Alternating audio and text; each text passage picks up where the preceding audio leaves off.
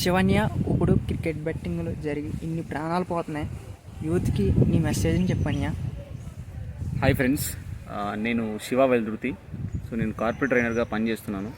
So చాలామందికి స్టూడెంట్స్కి career guidance, తర్వాత ఐటీ కోర్సెస్ అనేవి దాదాపు ఇండియా వైడ్గా ఇచ్చాను. సో ముఖ్యంగా ఈ యూత్ అనే వాళ్ళు చాలామంది ప్రజెంట్ వాళ్ళ యొక్క మనసును నియంత్రించుకోలేక ఎంతోమంది క్రికెట్ బెట్టింగ్ అనేది ప్రజెంట్ ఆడుతున్నారు. సో క్రికెట్ బెట్టింగ్ ఆడటం అనేది ఒక జూదం లాంటిది. మీతో పాటు మీ యొక్క కుటుంబాలు కూడా ఈ క్రికెట్ బెట్టింగ్ వల్ల పాడైపోతాయి. ఇలా జరిగిన సిచ్యువేషన్స్ చాలా చూశాను. కొన్ని లక్షల రూపాయలు పోగొట్టుకోవడం, లోన్ల యాప్ల కోసం తిరగడం, తన ప్రాణాలని పోగొట్టుకుంటున్నారు. ప్రాణం విలువ తెలిసిన వాళ్ళకి ఈ విధంగా చేయడం అనేది కరెక్ట్ కాదు. తర్వాత ఈ మనిషి జీవితం అనేది చాలా విలువైంది.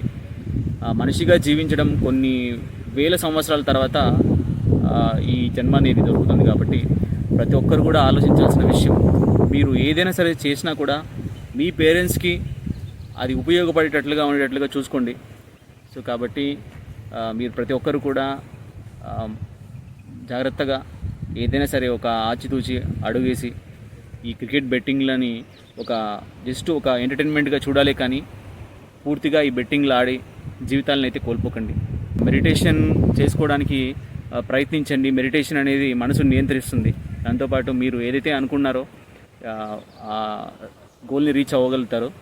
సో మనకి ఇక్కడ మహాపిరమిడ్కి మనం రావడం జరిగింది ప్రజెంట్, దాదాపు ఒక 3 days మెడిటేషన్ కోసం.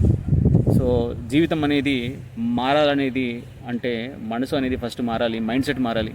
కాబట్టి మెడిటేషన్ చేసుకొని లైఫ్ని చేంజ్ చేసుకోండి, కానీ ఇలాంటి కంప్లీట్గా బెట్టింగ్లకి దూరంగా ఉండాలని చెప్పి అందరికీ ఒక మెసేజ్ ఇస్తున్నాను.